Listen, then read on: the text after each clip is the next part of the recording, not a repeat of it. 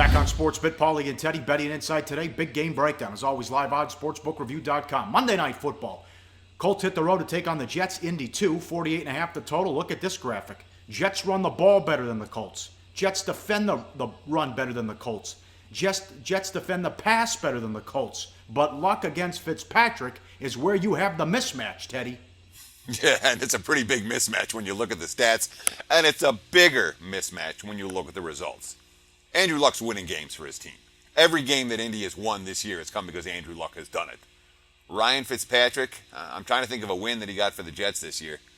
The game against Buffalo, week 2, he played pretty well. That might be it. When you think about the games that Fitzpatrick has lost for the Jets this year, probably more than one in that category. I honestly wonder if we see Bryce Petty at some point in this game if the Jets are struggling. There's not like Todd Bowles has any affinity towards Ryan Fitzpatrick right now. And the Jets, they're a 3-8 team. They're playing out the string a little bit at this stage of the campaign.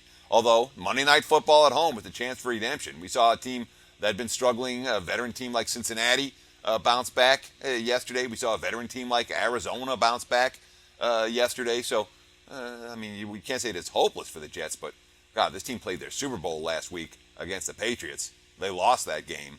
And now I worry about their intensity on Monday night. Sure, that's a good point there. What do you think of the total? Boy, that seems high.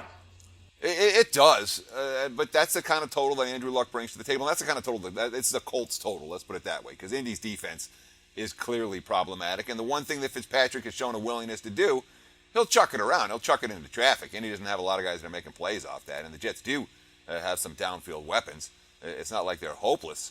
And, of course, when you look at those numbers that the Colts had, and we flashed earlier, their defensive yards per pass, 7.6, ugly defensive numbers for Indy over the course of the campaign. But, Pauly, I really wonder, is this the kind of game where we just throw out the stats?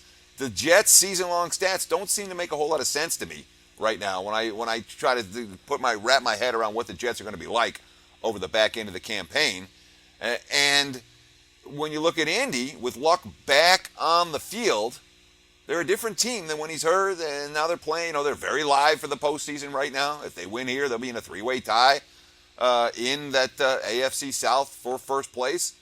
It seems like the stats are not the key factor in this ballgame, and it might be a situation where the stats are lying a little bit when it comes to New York Jets, which may put the value here on the road favorite, which isn't something we always say on Monday Night Football.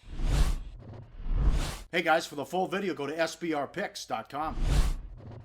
So we're giving you picks every day, and you're probably making your own as well. Be sure to participate in SBR's weekly Twitter Bankroll Challenge. Just post your picks on Twitter with @SBRSportsPicks and the hashtag BetSBR before 1 p.m. Eastern Standard Time every day, Monday through Friday. We'll be betting your picks, and if the bankroll is positive at the end of the week, you could win the profits. Picks must be of events taking place that day and available in at least one of the major sportsbooks shown in our Best Sportsbooks page.